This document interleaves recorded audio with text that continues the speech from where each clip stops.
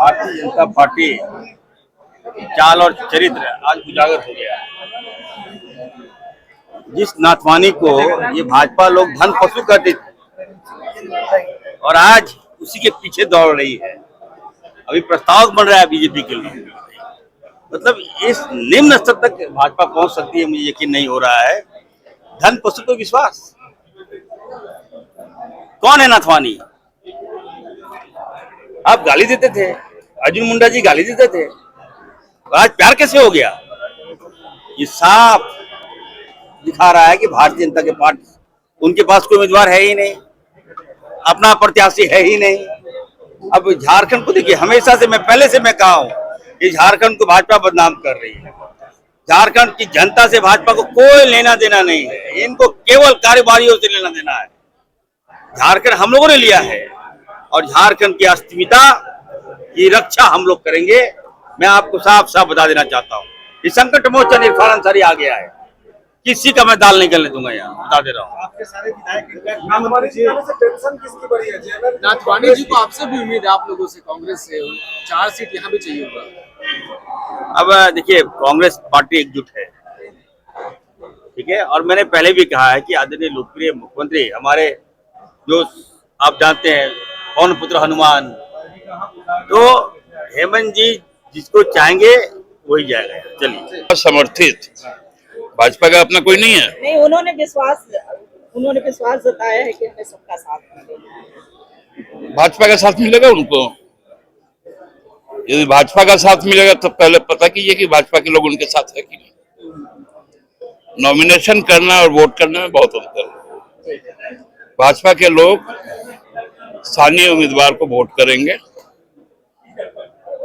क्योंकि इस पूरे चुनाव में हमको लगता है कि यदि वोट होगा तो भाजपा का जो स्थानीयता का मामला है, जो राज्य के लोगों की मामला है, और आज तक भाजपा ने कभी किसी दलित को यहां से राज्यसभा नहीं भेजा।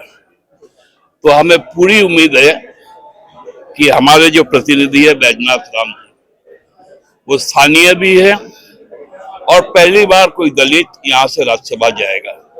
तो भाजपा में यदि थोड़ी सी भी शर्म हया बची है तो उनको बैजनाथ राम जी के पक्ष में वोट करना चाहिए। आने वाला है 18 तारीख को गठबंधन के नेता माननीय मुख्यमंत्री जी के सर पे ताज पहनाने का काम गठबंधन करेगी।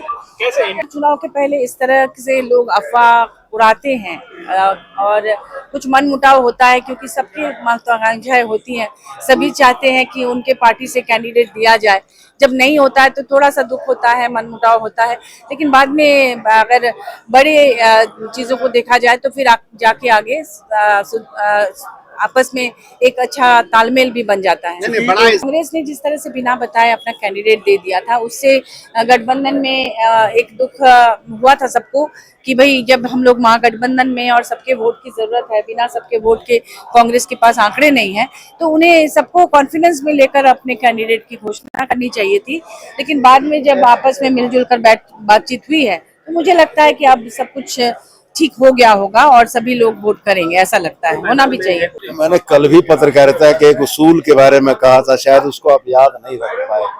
पत्रकारिता का एक उसूल बड़ा बढ़िया है कि 1000 शब्दों की विज्ञप्ति पर एक तस्वीर भारी होती है। अगर आज ये स्थितियां झारखंड में बन रही हैं कि झारखंड मुक्ति मोर्चा को, हमारे मित्र भानु प्रताप शाही को राज्यसभा भेजने में दिलचस्पी नहीं है, तो भानु प्रताप शाही को तो पुनर्विचार करना चाहिए कि आज एक बोरो प्लेयर को लाकर उतारने की परिस्थिति अगर भारतीय जनता पार्टी की बनी है, जो विश्व की सबसे बड़ी पार्टी है, एक कार्यकर्ता नहीं मिला जिसको राज्यसभा के लिए नामित किया जा सके, तो लोकतंत्र के लिए, डेमोक्रेटिक सिस्टम के लिए, राजनीतिक कार्यकर्ताओं के लिए बड़े शर्म की बात है।